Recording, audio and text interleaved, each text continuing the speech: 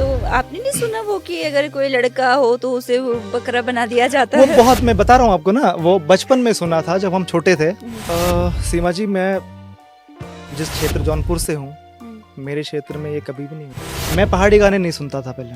अच्छा। मेरा यही था कि बस जैसे होता है ना, एक 17-18 साल का लड़का, बिल्कुल उस टाइम हनी सिंह का भी दौर था, क्या रखा तो है हम पहाड़? तो हम हनी सिंह के भी रैप सुनते थे उस टाइम पे।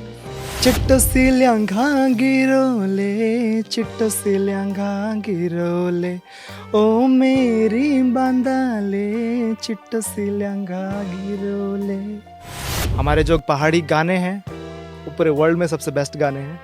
बिल्कुल। और जब मैं घुसा अपने पहाड़ी क्षेत्र में, पहाड़ी गाने के क्षेत्र में, तो मुझे अपने पहाड़ी कल्चर से प्यार हो गया।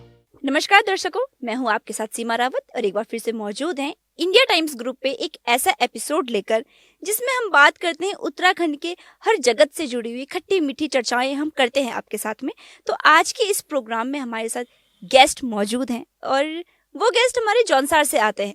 अब हमने अभी तक आपके सामने जो भी हमारे गेस्ट आए हैं वो गढ़वाल से या हमारे उत्तराखंड के अलग अलग क्षेत्रों से जुड़े हुए थे। तो आज हमारे गेस्ट हैं वो जौनसार से हैं और एक बार स्वागत करते हैं। सबसे पहले तो हम कुलदीप जसवान जी, आपका बहुत बहुत स्वागत है आपके आज के इस प्रोग्राम में। नमस्कार सीमा जी। जौनसार से आप आते हैं और सीधा हम प्रोग्राम की शुरुआत करते हुए एक सवाल आपके साथ में रखती हूँ बिल्कुल। कि कितना खूबसूरत है ये जौनसार। अभी तक हमने वीडियोस में देखा या फिर लोगों से सुना, आप बताइए किस तरह से देखते हैं जौनसार को? सबसे पहले सीमा जी, आपका और आपके चैनल का बहुत बहुत शुक्रिया, आपने मुझे अपने इस प्रोग्राम में बुलाया।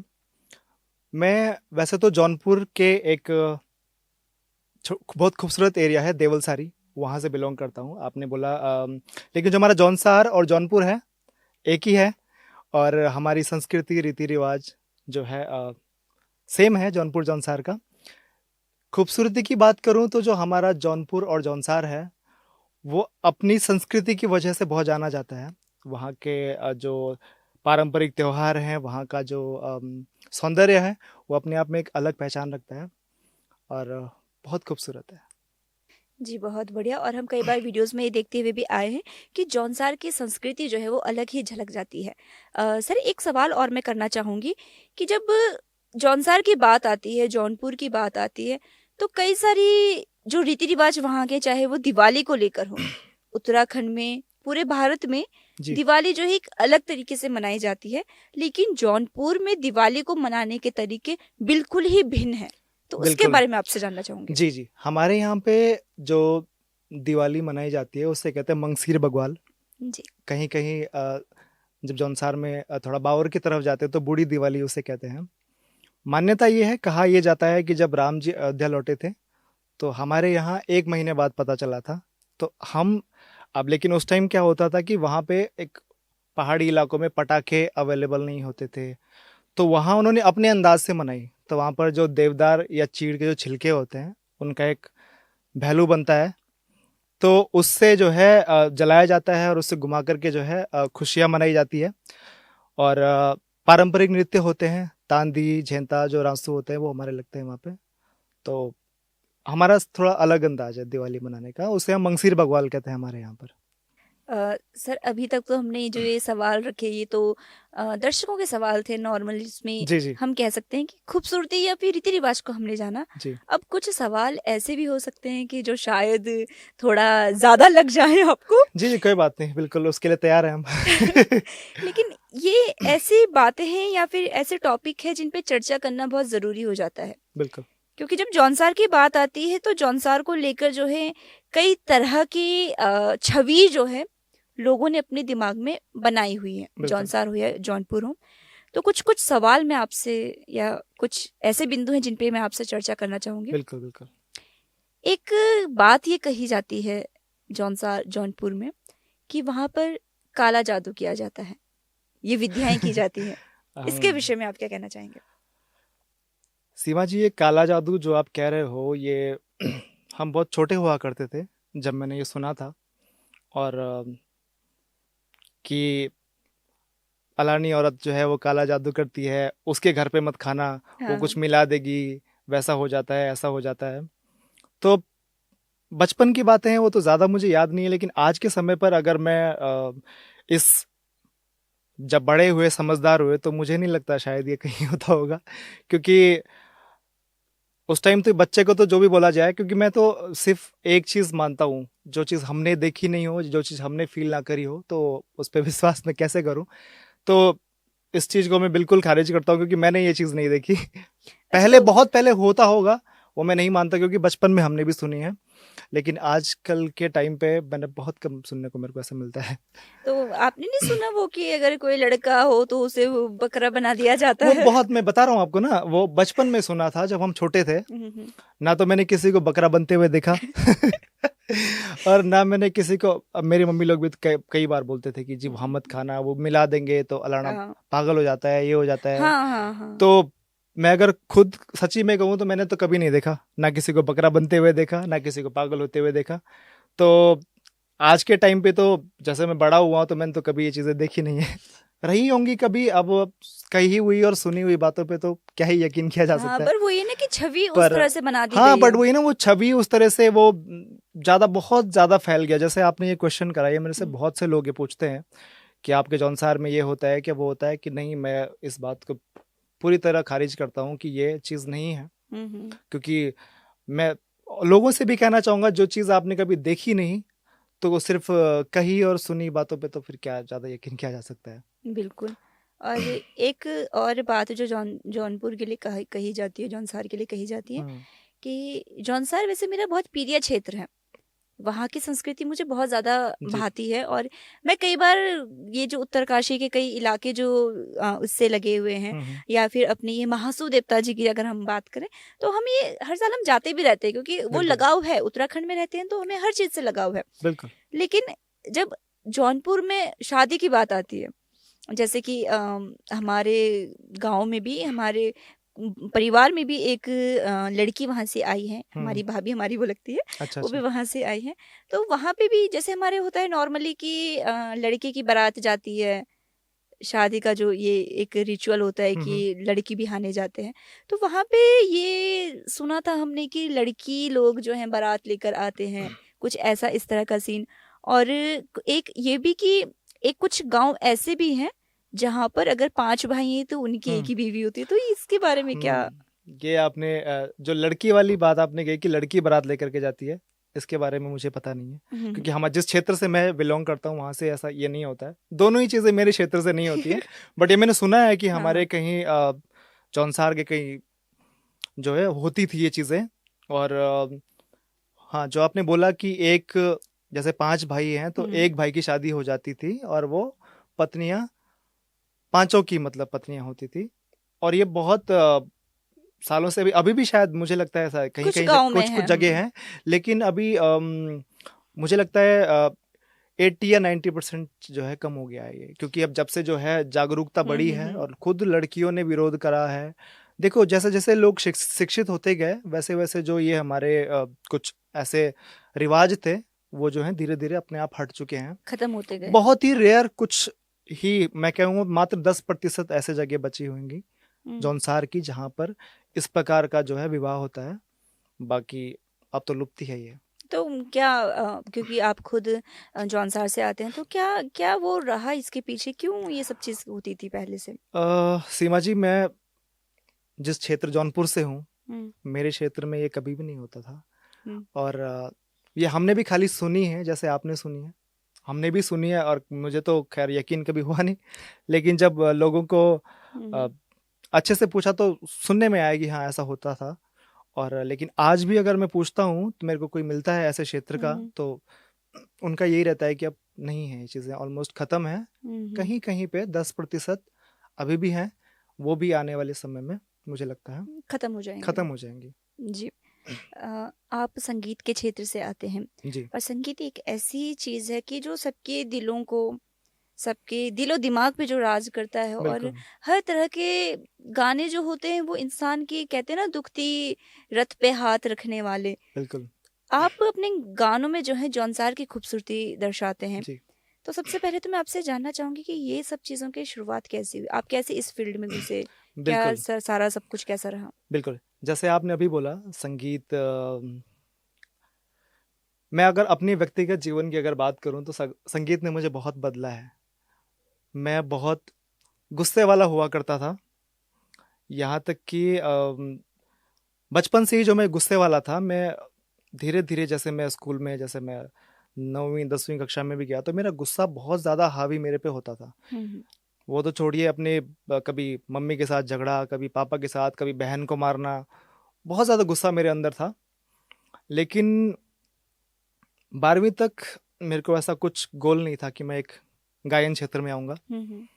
मैं उस टाइम बस अपना पढ़ने में ही ध्यान रखता था। लेकिन 12वीं जैसे मैंने करा, धीरे धीरे धीरे मेरे को संगीत के ऊपर संगीत ने मुझे प्रभावित करा अपनी तरफ। मुझे सिर्फ गाने का शौक नहीं था, मुझे था गिटार बजाने का शौक। अच्छा। मैं टीवी वगैरह में देखता था उस टाइम। गांव में गिटार खैर क्या मिलेगा हमें लाइव देखने को, खैर हाँ टीवी में दिखता था हमें गिटार। मुझे बड़ा अच्छा लगता था यार, काश हम भी कभी गिटार बजाना सीख पाए। तो अब देहरादून है, 12th करा, तो क्योंकि मैं एक मिडिल क्लास फैमिली से बिलोंग करता हूँ, तो हमारे यहाँ पे ज़्यादातर जो बच्चे होते हैं वो 12वीं करके वो सारे नौकरी पे चले जाते हैं। कोई होटल लाइन चूज़ करता है, कोई किसी में चले जाता है। तो हम भी जॉब करने के लिए आए। ठीक है, मेरी पहली जॉब थी वो कॉल सेंटर में थी। अच्छा। ठीक है, तो अब मुझे गिटार बजाने का बहुत शौक था। हम्म। मैंने गिटार खरीदा सेकंड हैंड, क्योंकि मेरे पास नया खरीदने के पैसे नहीं थे, लेकिन सेकंड हैंड मिल गया मेरे को। तो गिटार खरीदा। अब गिटार खरीद लिया। अब गिटार क्लासेस जाने के पैसे नहीं, वहाँ के पैसे लग रहे हैं। हम्म। अब कॉल सेंटर में 5-6 हज़ार रुपये सैलरी मिलती थी उस टाइम पे। तो लेकिन गिटार बजाना हमने यूट्यूब से, कहीं गूगल से कॉर्ड लगाने सीखे कि थोड़ा बहुत कॉर्ड कैसे लगने हैं। 2-4 कॉर्ड सीख लिए, मतलब सीखने के गिटार लिए पे अलग थे। लगाने। हाँ, तो अब गिटार बजा रहे हैं, तो गिटार के साथ साथ थोड़ा बहुत गुनगुना भी रहे हैं। अब खाली गिटार ही तो नहीं बजाएंगे। मेरे पास एक एंड्रॉयड फ़ोन हुआ करता था, तो उसमें रिकॉर्ड करता था मैं उनको, जो गाता था रिकॉर्ड करके किसी अपने भाई को भेज दिया, अपने दोस्त को भेज दिया कि यार देख यार मैं गा रहा हूँ। मैं ऐसा कर रहा हूँ। उनका रिएक्शन होता था कि यार भाई देख यार, गिटार का तुम कुछ कह नहीं सकते, तो कैसे बजा रहा है, पर यार तेरी आवाज बहुत अच्छी आ रही है यार, भाई तू गा। सच्चे दोस्त। तो तू पहले यार, तूने पहले कभी गाया नहीं क्या, तूने ऐसा मतलब। मैंने कहा यार हाँ यार, मैंने कहा थोड़ा बहुत गा रहा हूँ मैं।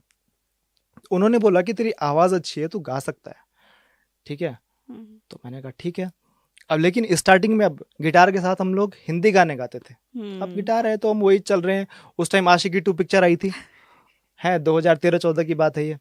आशिकी 2 के अरिजीत सिंह के गाने गुनगुना रहे हैं, वही गा रहे, तुम ही हो सुन रहा है ना तू। तो मैं पहाड़ी गाने नहीं सुनता था पहले। अच्छा। मेरा यही था कि बस जैसे होता है ना, एक 17-18 साल का लड़का, बिल्कुल उस टाइम हनी सिंह का भी दौर था, क्या तो रखा है हम पहाड़। हाँ, तो हम हनी सिंह के भी रैप सुनते थे उस टाइम पे, अरिजीत सिंह के गाने हो गए। तो उसके बाद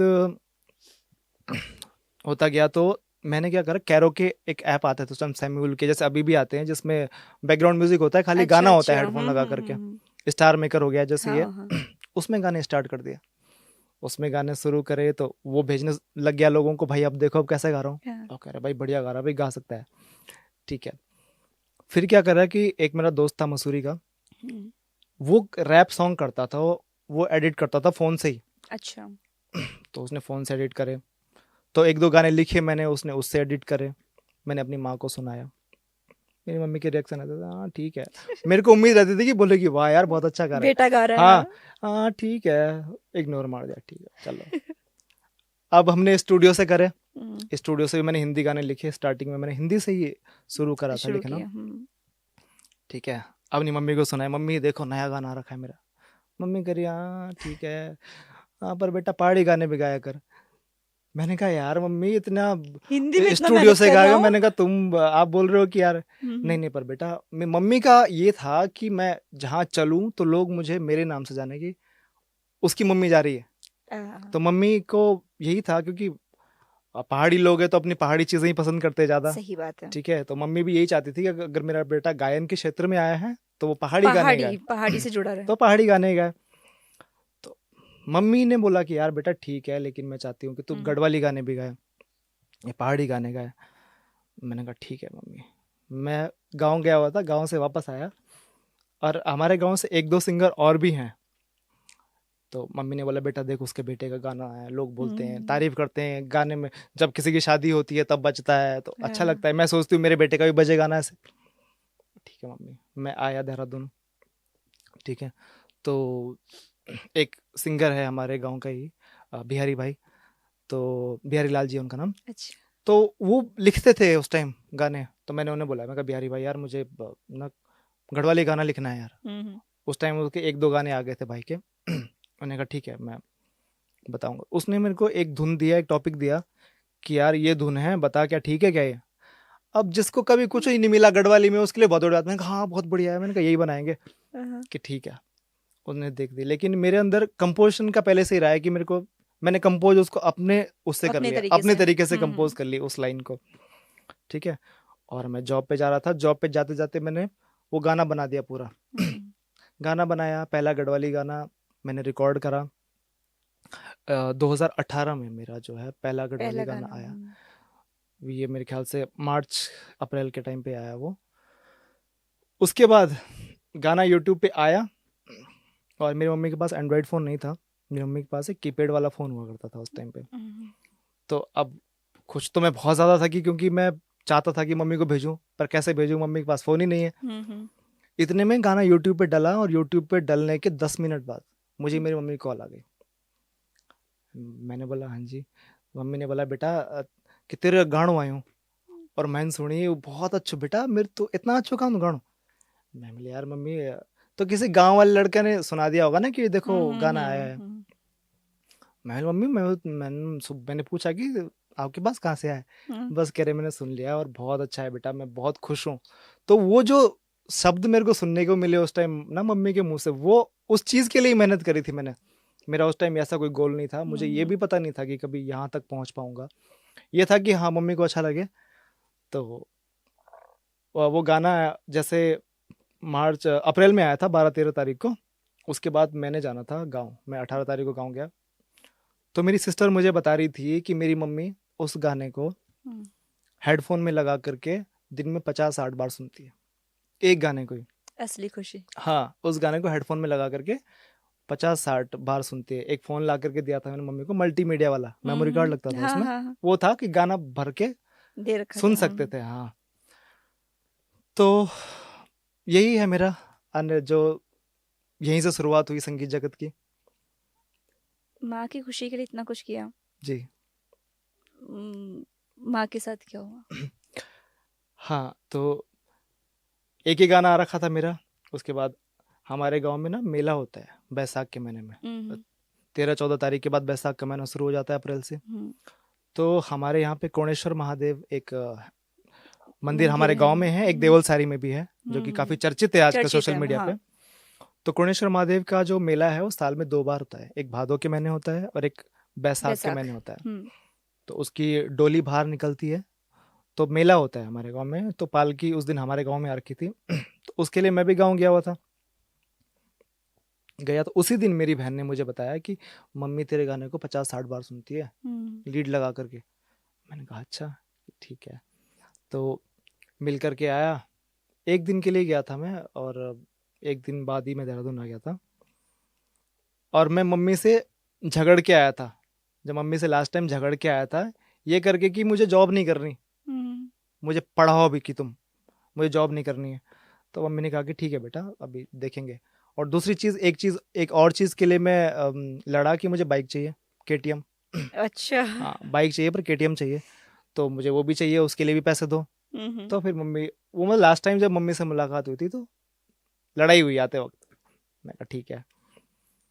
18 अप्रैल का ये वाक़या, 18 को मैं देहरादून वापस आ गया। 7 मई 2018 की बात है ये। हमारे वहाँ पे थत्यूड़ में एक मेला होता है, बहुत चर्चित मेला है। ढाणा एक जगह है थत्यूड़ में, वहाँ बहुत एक चर्चित मेला है, जो कि हमारे पूरे जौनपुर के लोग वहाँ आते हैं, और हज़ारों संख्या में वहाँ लोग आते हैं। उस दिन शादी थी कहीं, मेरी मम्मी, एक बगल में गांव है ओनताड़ हमारे, वहाँ शादी में जा रहे थे। सुबह मम्मी से मेरी फ़ोन पे बात हुई, सब कुछ बढ़िया था। मम्मी और पापा दोनों शादी में जा रहे थे। पापा उतर गए थे सीढ़ी, मम्मी उतर रही थी। उतरते उतरते मम्मी के सर में अचानक बहुत तेज़ दर्द हुआ, और मम्मी वहीं पे बैठ गई सीढ़ी पे। एक थोड़ी चिल्लाई मम्मी, हम्म, आस पड़ोस के लोग आ गए कि क्या हो गया क्या हो गया। हम्म, इतने में हमारे एक चाचा जी थे, उन्होंने 108 बुला ली। हमारे यहाँ 108 आने में थोड़ा समय लगता है क्योंकि थत्यूड़ से आती है, गांव थोड़ा सा 8-10 किलोमीटर आगे है, तो 15-20 मिनट लग गए एम्बुलेंस आने में भी। मम्मी वहीं पे बेहोश हो गई थी हमारी। तो उसके बाद जब मम्मी को एम्बुलेंस में रखा, हम्म, मम्मी ने वहीं पे दम तोड़ दिया था, क्योंकि हुआ ये था कि मम्मी की जो दिमाग की नसें थी वो डैमेज हो गई थी वहाँ पे। इतना ज़्यादा दर्द था वो सर में, क्योंकि मेरी मम्मी को कभी कभी बीपी की प्रॉब्लम थी, कभी कभी हाई हो जाता था, वैसे नॉर्मल था। तो अब उस दिन मेला भी था, तो हॉस्पिटल ले जाने में बहुत टाइम लगा, बहुत भीड़ थी। हॉस्पिटल जब तक पहुंचे उन्होंने बोला कि खत्म है। उन्होंने बोला भाई अब तो कुछ भी नहीं हो सकता, यानी एक टैबलेट खाने का भी मम्मी को समय नहीं मिल समय पाया। नहीं मिला। तो मेरा उस दिन एग्ज़ाम था, मेरा बीए का पेपर चल रहे थे, तो मेरा उस दिन भी पेपर था। मुझे मेरी सिस्टर का कॉल आता है, उसने सीधा बोला कि रोते हुए, वो रो रही है, मैं उससे पूछ रहा हूँ मनीषा क्या हो गया क्या हो गया, वो नहीं बता रही क्या हो गया। भाभी जी थी, उन्होंने फ़ोन छीना उससे। उसने बोला कि अरे कुलदीप कुछ नहीं हुआ, ऐसी चाची की तबीयत खराब हुई है, उन्हें हॉस्पिटल ले गए। मैंने कहा क्या हो गया, मैंने कहा मैं नॉर्मल ही लिया, मैंने कहा ज़्यादा से ज़्यादा क्या हुआ होगा, मैंने कहा थोड़ा बहुत बीपी हाई हुआ होगा मम्मी का, वो तो खैर एक दो बार बीच में होता है, दवाई खा के ठीक हो जाता है। मैंने कहा चलो कोई नहीं, मैं कॉल करता हूँ। पापा को फ़ोन किया तो फ़ोन नहीं उठाया उन्होंने। पता चला मामा जी भी जा रखे, तो उन्होंने फ़ोन करा मामा जी को, मैंने फ़ोन किया मामा जी को। मामा ने बोला कि, मैंने कहा मामा जी क्या हुआ मम्मी को, उन्होंने कहा कुछ नहीं बेटा, भांजे थोड़ा बीपी हाई हुआ। उनका अब ठीक है कि, मैंने कहा ठीक है पक्का कि हाँ हाँ, मैंने कहा कहाँ है बात कराना। उन्होंने कहा कि बात तो नहीं कर सकती कि ऑक्सीजन लगा रखा उन्होंने, पर ठीक है कि। मैंने कहा मेरा पेपर है, मैं घर आ रहा हूँ, फिर मैं नहीं जा रहा पेपर देने। पेपर मेरा 3 बजे से था, थर्ड ईयर का। कि नहीं नहीं पागल है क्या, जाके तू अपना पेपर दे, ठीक है कि। मैंने कहा ठीक है मैं पेपर देने जा रहा हूँ, लेकिन मम्मी को आप देहरादून ले आओ। मैंने कहा यहाँ अच्छे हॉस्पिटल में दिखाएंगे। और मैंने कहा कि वहाँ पे क्या ही ट्रीटमेंट मिल रहा होगा। मैंने कहा जब तक मैं पेपर दे के आता हूँ, 3 घंटे का पेपर है, 3 घंटे वहाँ से आने में भी लगते हैं, सीधा आप यहाँ ले आओ। मामा ने कहा ठीक है। बहन को कॉल कर दिया मैंने। मैंने कहा मम्मी ठीक है तो रो मत। उसने उसने एक बात बोली कि नहीं मम्मी ठीक नहीं है। मैंने कहा ठीक है। मैंने उनको डांट डूट के मैं पेपर देने चला गया। पेपर दे के आया, फ़ोन अपना ऑन करा तो मुझे बहुत सारी कॉल्स आ रही मेरे दोस्तों की, मेरे भाइयों की। मैं कुछ समझ गया कुछ गड़बड़ तो है। मैं सबसे पहले अपने एक मेरा बहुत खास भाई है, दोस्त भी है, मेरे मामा का लड़का प्रमोद, उसको कॉल किया। मैंने कहा प्रमोद क्या, वो मुझे डांट रहा तूने फ़ोन क्यों बंद कर रखा। मैंने कहा पेपर देने गया हूँ भाई। कह रहा आजा। आके पता चला कि, मैंने कहा मम्मी लोग पहुँच गए कि नहीं, वो वापस चले गए। मैंने कहा क्यों।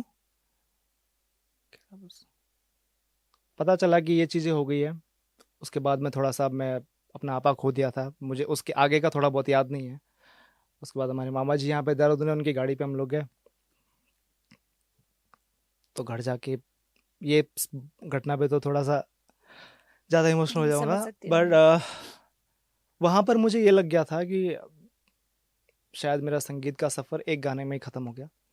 उसके आगे मैं कंटिन्यू नहीं कर पाऊंगा मुझे, क्योंकि जब एक माँ जाती है ना, उसके बाद ऐसा लगता है कि शायद ज़िंदगी रुक गई हो।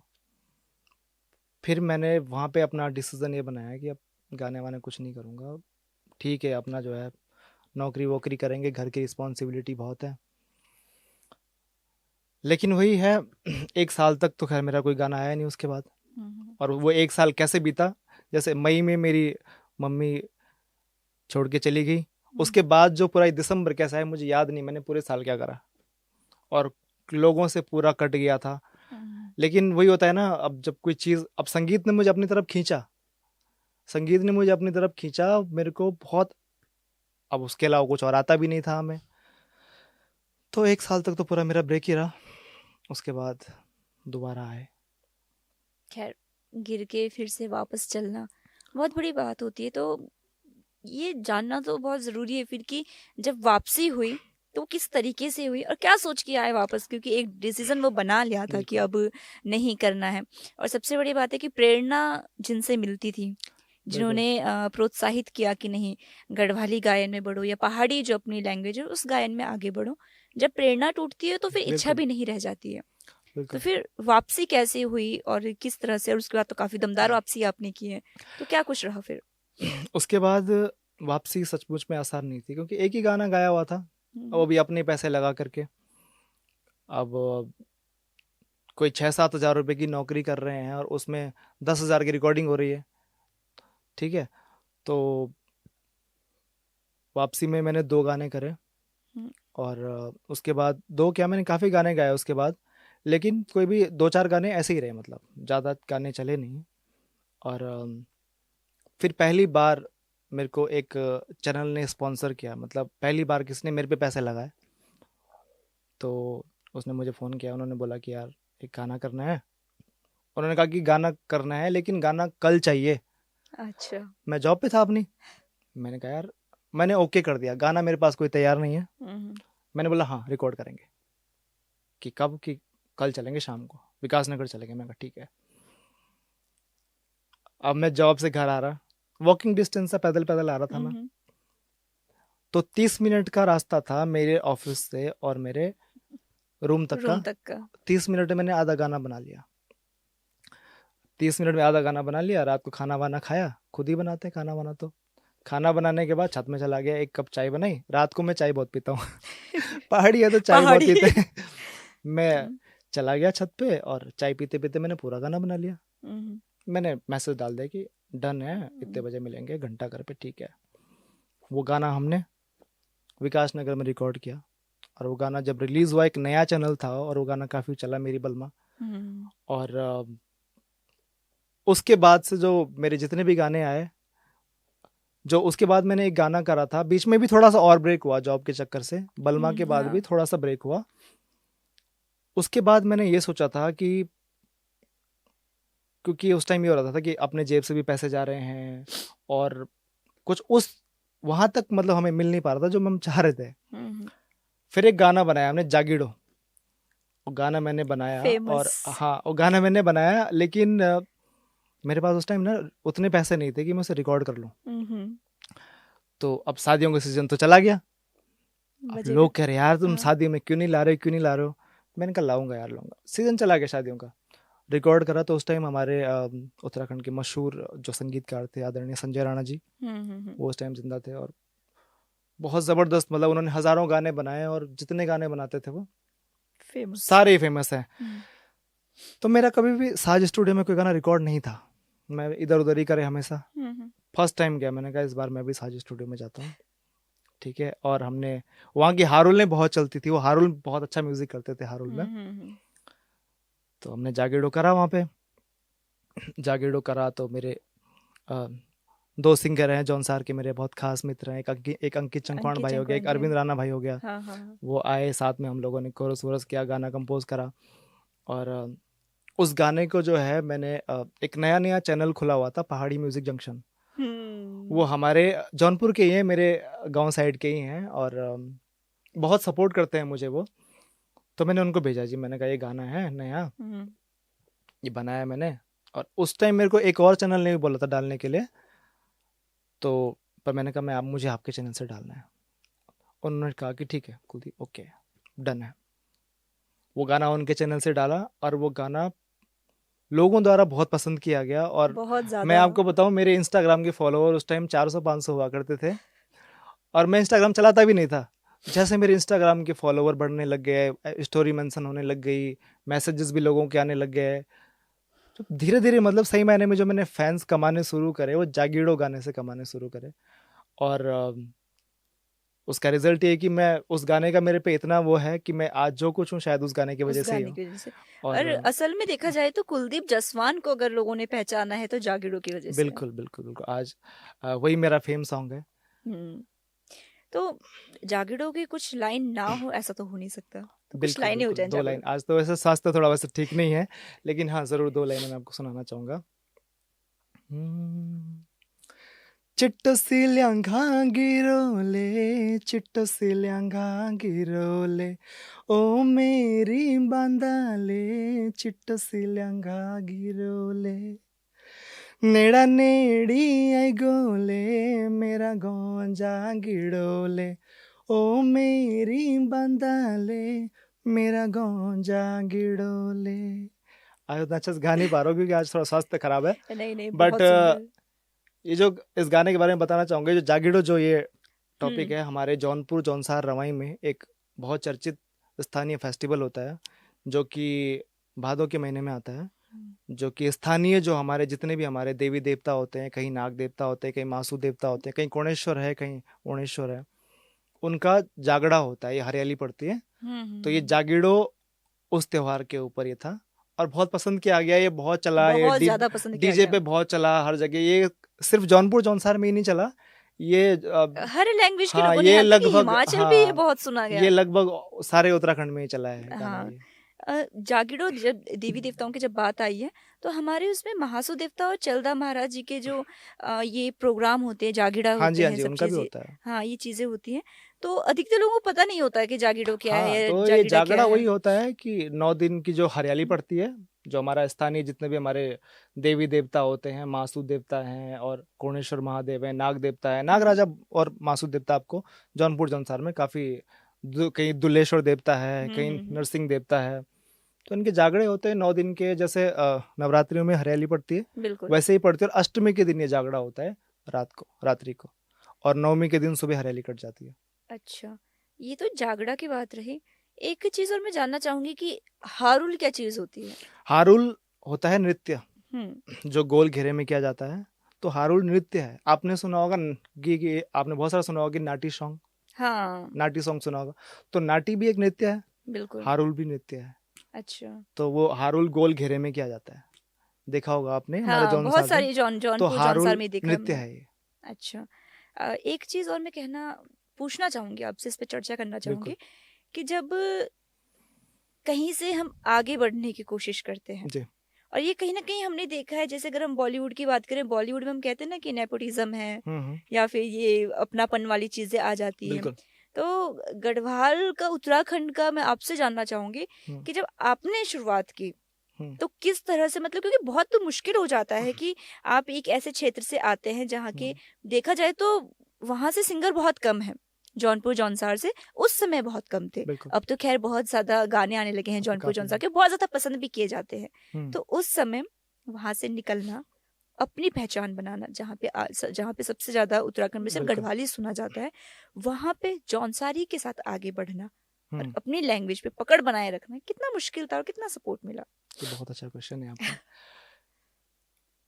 जब मैं जौनपुर से आया, हमारा जो क्षेत्र है, और जैसे मैंने आपको बताया कि मैंने हिंदी से शुरुआत करी और मैं धीरे धीरे पहाड़ी क्षेत्र में आया, तो मैं कुछ पहाड़ी गानों का, पहाड़ी कल्चर का ज़्यादा फैन नहीं हुआ करता था, क्योंकि अकल तो उस टाइम होती नहीं है। बिल्कुल। 17-18 साल में हम अपने आप को ऐसा समझते हैं हीरो हैं, सुपरस्टार हैं। छोर बुद्धि वाले। हाँ, हम रैप सॉन्ग और वही हरजीत सिंह के और वही आतिफ असलम के गाने सुनते थे। लेकिन जब मैंने अपने गढ़वाली गाने सुनने शुरू करे, जब मैंने अपने गढ़वाली कल्चर को जानना शुरू करा, तो मैंने पाया कि हमारी संस्कृति पूरे देश में सबसे खूबसूरत संस्कृति है। बिल्कुल। और हमारे जो पहाड़ी गाने हैं वो पूरे वर्ल्ड में सबसे बेस्ट गाने हैं। बिल्कुल। और जब मैं घुसा अपने पहाड़ी क्षेत्र में, पहाड़ी गाने के क्षेत्र में, तो मुझे अपने पहाड़ी कल्चर से प्यार हो गया। और मुझे इतना प्यार हो गया कि आप यकीन नहीं करोगे, मेरे को कहीं अपना पहाड़ी बंदा भी दिख गया ना, तो उसने मुझे इग्नोर मार दिया ना, मैं पीछे से आवाज़ लगा के खींच के लाऊंगा उसको। ठीक है, तो उस टाइम हमारा जागेड़ो के बाद जब मेरा गाना आया था चंदाले, अब जब किसी गायक का कोई गाना फेमस होता है ना, उसके बाद ऑडियंस को वेट रहता है कि दूसरा गाना कब आएगा इसका, क्योंकि लोग एक्सपेक्ट अच्छा करते हैं आपसे, उम्मीद रखते हैं कि आग, हाँ, उम्मीद रहती है उनको कि इसका ये गाना, क्योंकि देखो सीमा जी, एक गाना ना तुक्के में कि किसी का भी हो जाता है हिट। मतलब बहुत से ऐसे एग्जाम्पल हैं कि जिसका एक गाना हिट हुआ उसके बाद गायब, क्योंकि तुक्के में कभी कोई अच्छी चीज बन जाती है, लेकिन उस चीज, उस क्वालिटी और उस नाम को बरकरार रखना ना, ये बहुत बड़ा चैलेंज है हर एक आर्टिस्ट के लिए, कि उसके बाद की जो आपकी प्रस्तुतियां रहती हैं वो कैसी रहती हैं। बिल्कुल। तो सब लोगों का यही था कि भाई, हम नए मैसेजेस आते थे मुझे कि नया गाना कब आ रहा है, नया गाना कब आ रहा है। तो एक गाना मैंने बनाया चंदाले। अब कई और एक चीज मैंने देखी है, किसी का कोई हारुल हिट हुआ है तो अगला हारुल ही करेगा, किसी का नाटी हिट हुआ है तो अगला नाटी ही करेगा। या तो उसी के पार्ट 1 पार्ट 2 हाँ, बनते या तो रहते वे हैं। पार्ट बनाता है, क्योंकि लेकिन मैंने ऐसे नहीं करा। मेरा हमेशा से ये रहा है कि मैं कभी एक प्रकार का गाना ना गाऊं, अलग अलग प्रकार के गाने गाऊं, बीट अलग अलग हो, धुन अलग अलग हो, हम्म, लेकिन मेरा बिंदु हमेशा संस्कृति रहा है। हम्म, दूसरा गाना मैंने करा नाटी, चंदाले। हम्म, तो उस टाइम हमारे जौनपुर में बहुत कम शूट वगैरह हुए थे, मेरे गांव में भी तो खैर बहुत ही कम हुए थे। तो हम लोगों ने, जब मेरे गानों के जितने भी शूट हुए, मैंने अपने गांव में करे, अपने क्षेत्र में करे और अपना क्षेत्र, अपने गांव हम लोगों ने दिखाए। तो आज की डेट में उत्तराखंड का शायद ही कोई ऐसा आर्टिस्ट रह गया होगा जिसने मेरे गांव में या मेरे क्षेत्र में शूट ना कर दिया हो। वहाँ इवन वहाँ पे अब मूवियाँ भी शूट हुई है, हमारी गढ़वाली पिक्चर शूट हुई है, वहाँ साउथ की पिक्चरें शूट हुई, बल्कि नवाजुद्दीन सिद्दीकी जी ने वहाँ पे एक शूट कराया अभी। एक मूवी आई अच्छा। थी उनकी, रौतू का राज। तो वो रहे वहाँ 2-2.5 महीने, उन्होंने बहुत अच्छा शूट करा। तो मेरा हमेशा से ही यही वो रहा है कि मैं भी सोचता था हमेशा कि मैं कितना बड़ा बेवकूफ़ था। अब अगर सोचता हूँ ना कि यार हमने मतलब हिंदी इंडस्ट्री चुन ली, कि हम अब हमारा इतना खूबसूरत हमारा कल्चर है। देखो, हरियाणवी के लिए वहाँ के लोग कर रहे हैं, बिल्कुल। भोजपुरी संगीत कितना पॉपुलर हो गया, पंजाबी तो खैर वर्ल्ड वाइड ही वर्ल्ड चल गया वाइड है। है। तो हमारी संस्कृति के लिए कौन करेगा? कोई पंजाब का आके तो नहीं करेगा, बिल्कुल। या कोई बिहार का आकर के तो नहीं करेगा, करना तो हमें ही पड़ेगा। तो उसके बाद हम लोगों ने अपना क्षेत्र, अपने जो रीति रिवाज, हमने अपने हर गानों में रिप्रेजेंट करे, अभी भी करते आए हैं। और लोगों का बहुत अच्छा प्यार मिलता है। और हमेशा से मेरा, बोलता हूँ ना, मेरे को हमेशा अपना क्षेत्र मैं सबसे पहले रखता हूँ, क्योंकि अपने लोग और अपनी संस्कृति, अपने कल्चर से मुझे बहुत ज़्यादा प्रेम है, और उसके लिए मैं आखिरी दम तक काम करूँगा। बिल्कुल। जी। अ, एक कलाकार होने के नाते जी। आपको क्या लगता है कि जो जनहित के मुद्दे होते हैं उन पे कलाकारों का बोलना कितना जरूरी होता है? जैसे एक बहुत बड़ा मुद्दा है उत्तराखंड का, भू कानून को जी। लेकर। और भू कानून के बीच में एक बात उठी थी जी। जब इनकी रैलियां चल रही थी या मांग जब लगातार उठ रही थी, और बिल्कुल। खुद गढ़ रत्न नरेंद्र सिंह नेगी जी ने भी इसको भरपूर सपोर्ट दिया है। बिल्कुल। उत्तराखंड के कई नामी कलाकारों ने इनको अपना सपोर्ट दिया है। लेकिन कुछ कलाकार ऐसे भी थे जिन्होंने सोशल मीडिया पे या फिर मीडिया के थ्रू जिन्होंने ये बात कही थी कि हम्म। हमको क्यों टैग किया जा रहा है, हम्म। हमसे क्यों बोला जा रहा है। बिल्कुल। तो मैं आपसे जानना चाहूंगी कि एज अ कलाकार कितनी जिम्मेदारी होती है कलाकार की जनहित के मुद्दों पर बात करना? बिल्कुल। सीमा जी, देखिए, हम लोगों को लोक गायक कहा जाता है। तो लोक गायक वो होता है कि जो आम आदमी, जो पब्लिक है, उसकी समस्याएं या जो खुशियां, जो भी उनका जो चल रहा है जीवन में, उसको अपने गीतों के द्वारा व्याख्यान करना और लोगों को जागरूक करना। बिल्कुल। लोग, अगर आप जो लोगों की बातों को, अपने गीत, लोगों के मुद्दों को अपने गीतों के जरिए अगर नहीं दोगे, तो आप लोक गायक नहीं है, मुझे ऐसा लगता है। बिल्कुल। और एक लोक गायक का बहुत बड़ा योगदान रहता है। मैं देखता हूँ नेगी जी का तो खैर सभी फैन है, हर कोई, सिर्फ ना सिर्फ उत्तराखंड में बल्कि ऑल इंडिया में उनके फैन है सारे। तो एक, चाहे वो गायक है, चाहे वो एक्टर है, चाहे कोई हो, अगर आप अपने उत्तराखंड, अगर आप अपनी संस्कृति से अगर आप प्यार करते हैं, तो आपको ऐसे मुद्दों पर बोलना बहुत ज़रूरी है। क्योंकि मैं खुद डालता हूँ, मेरे को अगर ऐसा लगता है, मेरी सोशल मीडिया पे आप देखोगे मैं डालता हूँ इन चीज़ों को, मैंने सपोर्ट बिल्कुल। करा है।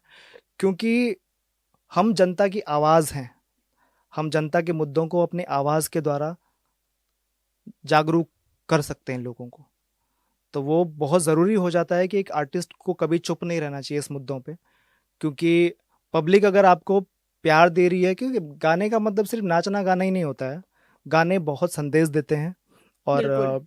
ये मैं देखता हूँ अब, बचपन में जब मैं कुछ गानों को सुनता था नेगी जी का, तो उस टाइम पता नहीं था उनका मतलब, लेकिन जब बड़े होकर के वो गाने सुने, तो फिर पता चलता है कि इनका मीनिंग क्या है। वो जनता को जागरूक करने के लिए जो बहुत सारे गाने नेगी जी ने गाए हैं, या कुछ और भी हमारे महान कलाकार हुए उन्होंने भी गाए हैं, तो बहुत ज़रूरी हो जाता है एक लोक कलाकार को लोगों जनहित के। जनहित में, जनहित के, आप लोग के, आप आवाज़ हो उनकी, तो अपनी आवाज़ में आपको रखना पड़ेगा। रखना पड़ेगा वो चीज़। अच्छा जसवंत जी, एक चीज मैं पूछना चाहूंगी जी। कि कभी किसी कलाकार की वजह से, हम्म। क्योंकि ये चीज़ बहुत ज़्यादा होती है कि जब साथी कलाकार आगे बढ़ने लगता है हम्म, या साथी कलाकार ज्यादा नाम पा लेता है, बहुत सारी चीजें हर फील्ड में होता है कि बिल्कुल जब बिल्कुल। आपका साथी ज्यादा आगे जाने लगता है तो हम्म, टांग खींचने वाले साथी भी बहुत होते हैं। तो इस तरह की प्रॉब्लम्स फेस की हैं। बहुत सही है आपने बोला। आज मैं आपको बताना चाहूँगा, जब मैं 12th क्लास में पढ़ता था तो हम लोग क्लास में 60 लोग हुआ करते थे, 60 लोगों का हमारा बैच था। आप यकीन नहीं करोगे सीमा जी, जब मेरा कोई गाना या जब मेरा कुछ भी म्यूजिकल भी एल्बम आता है, उसमें शायद एक या दो बंदों का लाइक या कमेंट आता है। और कई एक दोस्त ऐसे हैं, मान लिया आप किसी के रिश्तेदार हो, आपने मेरे गाने पे वीडियो बना दी, तो वो मेरा दोस्त उसको मैसेज कर रहा है कि तू उसके गाने में मैं वीडियो क्यों बना रही है, या तू उसका गाने की स्टोरी क्यों लगा रही है। बहुत से दोस्त ऐसे हैं जो कहीं पे आएगी भी ना मेरी रील तो उसे स्क्रॉल कर देंगे, कमेंट नहीं आएगा कभी। मुझे बहुत दुख होता है इस बात का, क्योंकि मेरे तो काफ़ी दोस्त हैं जो बड़े हैं आगे। कोई एक मेरा दोस्त इंजीनियर है और एक मेरा दोस्त सिंगर है। तो मुझे बहुत अच्छा लगता है, लेकिन इस बात का मुझे बहुत ज़्यादा दुख है कि मेरे साथ जो मेरे दोस्त हैं हम्म। पहले से जो थे, वो कहीं देखेंगे भी ना तो मुझे लोगों ने बोला कहीं, क्योंकि मुझे पता कहाँ से चलता है, लोगों ने बोला यार आपकी स्टोरी लगाई थी, तुम्हारे दोस्त का मैसेज आ गया कि यार हटा देगा नहीं। तो मुझे बहुत दुख होता है इस चीज़ का। बट खैर मैं कभी बुरा नहीं सोचता हूँ उनके बारे में, और वो तब भी दोस्त थे, आज भी दोस्त हैं, हमेशा रहेंगे। बिल्कुल। गढ़वाली जैसे आपने बताया कि नेगी जी को आप काफी जी सुनते हैं, और नेगी जी को तो मुझे लगता है कि हर व्यक्ति सुनता है। बिल्कुल। तो मैं आपसे जानना चाहूंगी कि गढ़वाल में सिर्फ गढ़वाल ही नहीं, हम्म, कुमाऊं या पूरा उत्तराखंड, जी। इनमें आपके पसंदीदा गायक कौन है? मेरे पसंदीदा गायक हमेशा दो ही रहे हैं, एक तो हमारे प्रीतम भरतवाण जी और एक नैन सिंह नेगी जी। इनके गाने बहुत सुने, बचपन से इन्हीं के गाने सुन करके बड़े हुए हैं। और हम्म। मीना राणा जी हमारी बहुत फेवरेट सिंगर, फीमेल गायिका में। अब आज भी सुनते हैं उनके गानों को। तो फिर एक पसंदीदा गाना भी हो जाए। बिल्कुल। मुझे नेगी जी का जो सबसे पसंदीदा गाना जो उन्होंने गाया था हमारे गढ़वाल के लिए, उसकी दो लाइनें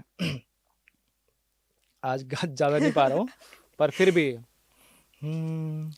धरती हमारा गढ़वाले की, धरती हमारा गढ़वाले की, कतगारों तेली साणी चा, हो कतगारों तेली साणी चा। ये तो मुझे हमेशा गाना बहुत पसंद है।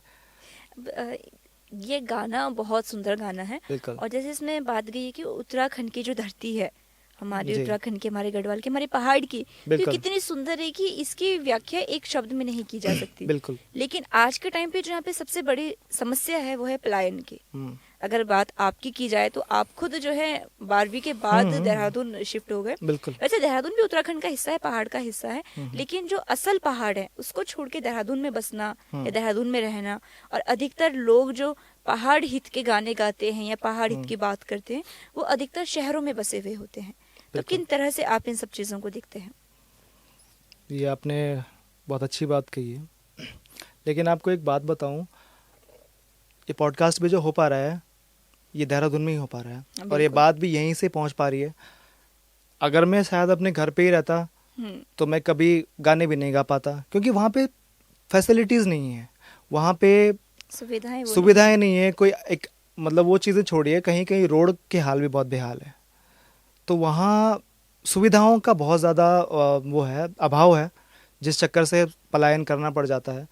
जो हमारे तरफ के जो ज़्यादातर जो लोग हैं वो एक मिडिल क्लास क्षेत्र जो है होता है, और बच्चों को ऑटोमेटिकली वो जैसे बच्चा बड़ा होता है, 9th 10th में बच्चा पहुंचता है, तो उसे खुद ही अपनी रिस्पॉन्सिबिलिटी का उसे अंदाज़ा हो जाता है कि मैंने क्या करना है। ठीक है, हालांकि आज की डेट में कई लोग हो गए हैं सक्षम, वो भी तभी हुए जब बाहर आकर जब के उनमें उन्होंने से कोई कमाया। बाहर निकला है। तो आज कई लोग गवर्नमेंट जॉब भी लग रहे हैं, क्योंकि पहले बहुत कम लगते थे, क्योंकि नहीं कर पाते थे कोई स्पेशल कोर्स। आज करा रहे हैं लोग, वो तभी करा रहे हैं। सबसे मेन एक चीज़ है, अगर मेरा मानना ये है कि अगर हमारे गढ़वाल में हमारे क्षेत्र में अगर सुविधाएं आ जाएं तो मुझे लगता है कि पलायन बहुत कम हो सकता है। अच्छे कॉलेज आ जाएं, जॉब के मौके आ जाएं, अपॉर्चुनिटीज़ आ जाएं, तो अगर जॉब वहीं होती तो शायद मुझे, क्योंकि घर से बाहर हम लोग रहते हैं। सीमा जी, मैं खुद अपने कपड़े धोता हूँ, मैं खुद अपने लिए खाना वाना बनाता हूँ, तो क्या मुझे अच्छा लगता है वो? क्या जब मैं गांव जाता हूँ ना जिस दिन, उस दिन मेरे को अगले दिन देहरादून आने का मन नहीं करता। अपना गांव गुठियारी किसी को बुरी नहीं छोड़ना लगती है, सही अपना बात है। परिवार किसी को बुरा नहीं लगता है। कोई लोग हमारे होटलियर भाई, में चलो मैं तो देहरादून में ही हूँ, कोई लोग जर्मनी है होटल लाइन में, कोई दुबई है, उन्हें अच्छा थोड़ी ना लग रहा है वहाँ पे, लेकिन वो कर रहे हैं क्योंकि जिम्मेदारियाँ बहुत है। यहाँ पे वो सुविधा नहीं है। सुविधाएं नहीं है। यहाँ जी। पे भी अगर जॉब मिल रही है तो 8-10 हज़ार में, अब लोगों के 2-2 3-3 बच्चे हो गए हैं, अच्छे अच्छे स्कूल में भी डालने हैं, तो बिल्कुल वो ज़रूरतें पूरी करने के लिए वो लोग गए हैं।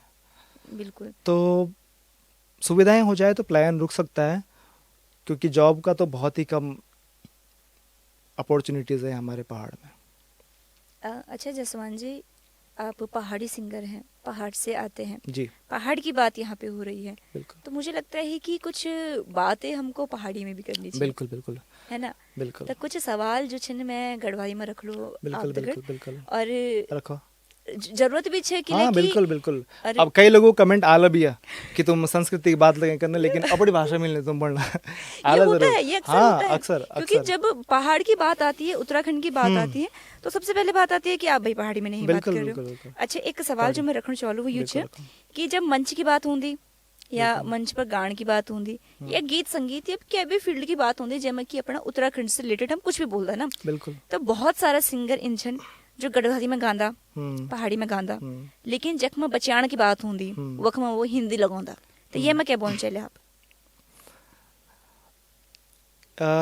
जो तुम बात बोल ली, तुम्हारी भाषा कड़ी अलग है लेकिन हमारी अलग हाँ हाँ हाँ, है। बिल्कुल बिल्कुल। तुमको समझ आ जाली शायद। हाँ हाँ कई लोग छंदी है ना, हाँ, जो बोलने को थोड़ा स्टाइल अंग्रेजी को हुआ और हाँ। पूरा गढ़वाली बोलने में जो शर्मांदा, हालांकि गढ़वाली गाना लगेगा नहीं, लेकिन जो तुम गाना होंगे ना गढ़वाली, ये बिल्कुल प्योर गाना नहीं होता। बिल्कुल। त्यों जी, अब जैसे हम बोलते हैं वाली, वो बोलते हैं वाली, हाँ, वाली नहीं होता। वाली एक हिंदी को शब्द हिंदी है, वो शब्द और छे, वाली ल होता है, ल लो, नहीं होता है। हाँ, तो बहुत से सिंगर छंदी है ना, जो जो जो गाना तुम उठा के देख लेना, अब वो छातो पहाड़ी गाणो है, हाँ। लेकिन तय पर तुमको कम से कम 30-40% हिंदी का शब्द मिल रहा। अर्जुन, एक बात ये ठीक भी है। होती कि पहले का जो उत्तराखंड से बाहर का लोग छन या जो होते पहाड़ी हाँ। नहीं होती, वो बोलता छन पहले कि तुम्हारे गढ़वाली यार समझ में नहीं होती, हाँ। लेकिन आज का टाइम पर वो पहाड़ी गाना सुन रहे हैं और पहाड़ी गानों ते हाँ हाँ लिरिक टू लिरिक समझ रहे हैं, पूरे- कि वो पूरी हिंदी ही वो चीज आएगी। वो बता लो, आधा हिंदी का शब्द, आधा गढ़वाली का शब्द, तैग न हो दियाली पहाड़ी गीत, ठीक है। और जब ककिंग बोलने की बात आती ना, तब तुम अंदाज पता कर रहा तुमको अंदाज बोलने को, जन के बॉलीवुड स्टार को नहीं होता। आधा अंग्रेजी में बोलनो, आधा हिंदी में बोलनो, कल्च पल्च कर हाँ गढ़वाली में बोलनो ही नहीं हो, जन शर्म टाइप की आंदी। हाँ हाँ अब इन भी हो सकती, क्या पता तुम बोलनी ना बोलांदी, हाँ। कैसे की बचपन बीती रहा, बचपन बीत, कई लोग कई सिंगर है ना जो गढ़वाली बोलनी आंदी नहीं है, हम्म, बचपन बीत लगे रहने खुंदा, लेकिन गढ़वाली गाना तुम घर वाओ लगे तुम गवाना, हाँ, ठीक है। हाँ गाना गाय लेंदे क्योंकि लिखवाए लिखेंगन, हाँ बस गाना क्या दिक्कत है, आधा गढ़वाली है आधा हिंदी है। आधा हिंदी है। हाँ, तब यह चीज़ मैंने बहुत बेकार लगती पर्सनली, अगर मैं तुम बोलना चाहूँ। हम्म, मैं देख दूँ, इंटरव्यू भी देख दूँ और पोस्ट भी देख दूँ सोशल मीडिया की, जब तुम संस्कृति की बात नहीं करना तब संस्कृति की तरफ भी तो देखो ना। बिल्कुल। हाँ, कई लोग देख दूँ रील भोजपुरी गाना पर लगे बनाना, कई लोग कुछ तन हिंदी गाना पर बिल्कुल पहनावा, मनाई नीचे मना ही नहीं, पर तुम अपनी भी, हाँ, अगर तुम संस्कृति के लगे करना रिप्रेजेंट ना, तो तुम अपन एक्चुअल जिंदगी में थोड़ा दिखाओ ना लोगों ने कि हाँ भाई ये सिर्फ कैमरा तक नहीं है, ये थोड़ा रियल जिंदगी तक भी रियल है। जिंदगी भी छे। तो यह चीज़ मैं भी थोड़ा सा बुरी लगती है। हाँ कि तो हम कैमरा पर पूरा पहाड़ी चा, अभी मैं टोपली पहरे ली बैरंग जाके फिर मैं वही अंग्रेज बने को, हाँ। तो वह चीज़ गलत लगती मैं। बिल्कुल। अरे जसमान जी, आप खुद कलाकार छिन, गायक छिन, हाँ जी। और ये जब गायकों की बात होती, कलाकारों की बात होती, तो आज का टाइम पर अगर आज का टाइम का हम गीत देखदा, आप खुद नेगी जी का फैन छिन, जी भरतवान जी का फैन छिन, और यों का जो गाना होता ना, वो में एक्चुअल जो छो मीनिंग पहाड़ की ना की समस्या या पहाड़ की ना की चीज बटी जुड़ी हों छो। बिल्कुल। लेकिन आज का जो गीत छिन, उन गीतों को कुछ हम यूँ कह सकला कि जो उन गीतों की जो जिंदगी होंगी वो बहुत कम छे, जना कि बिल्कुल। पुराना गाना आज भी सुनण छिन, लेकिन अमर- आजकल अमर का गीत एक छी। गाना एक महीना बाद नहीं सुनना। तो क्या क्या डिफरेंस है यू और किले सब कुछ होना? सीमा जी, या जो तुमने बात उठाई, मैं बहुत लगूँ आज ही डेट पर देखना कि बहुत सी गाने इन लगे आना कि जय गाणो ना तो सिर और ना न पैर, पैर। ना खुटो ना मुंड, ठीक है। लेकिन तय गीत पर लोग भी लगे चढ़ना, हाँ। लोग नाचने लगे, लोग रील लगे बनाना, डीजे पर लगे नाचना।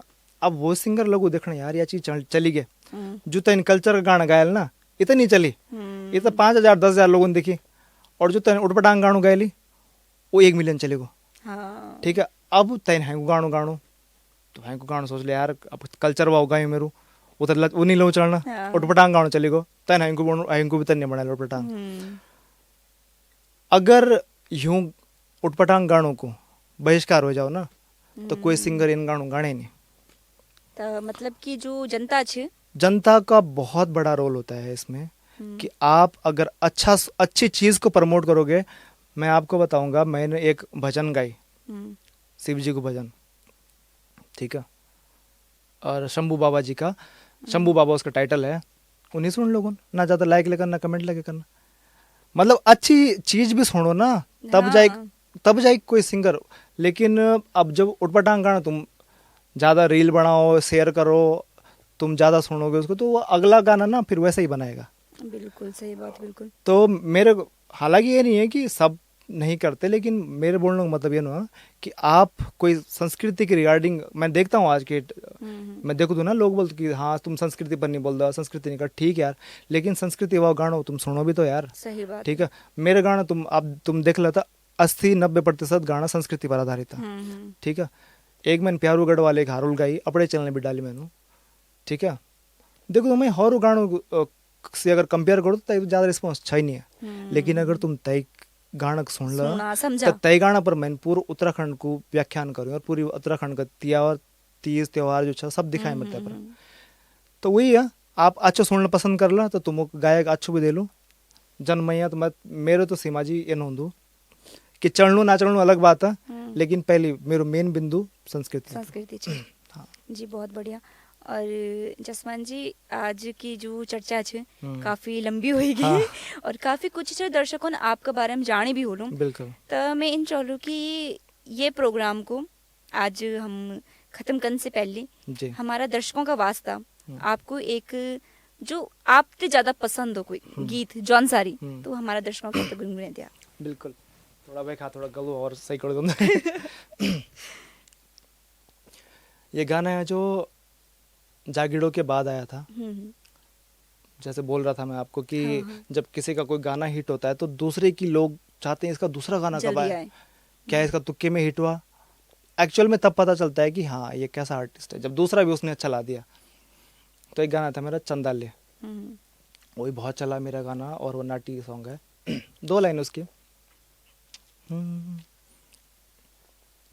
हाँ चंदाले उड़ांदे गुब्बारे, चंदाले उड़ांदे गुब्बारे, चंदाले दिल लूट गई तेरे ले आखिरे इशारे, चंदाले दिल लूट गई तेरे ले आखिरे इशारे, हाँ चंदाले तंद्याए तितांदा, चंदाले तंद्याए तितांदा, चंदाले मायाला सुबह की, चंदाले बंदू माँ की बांदा।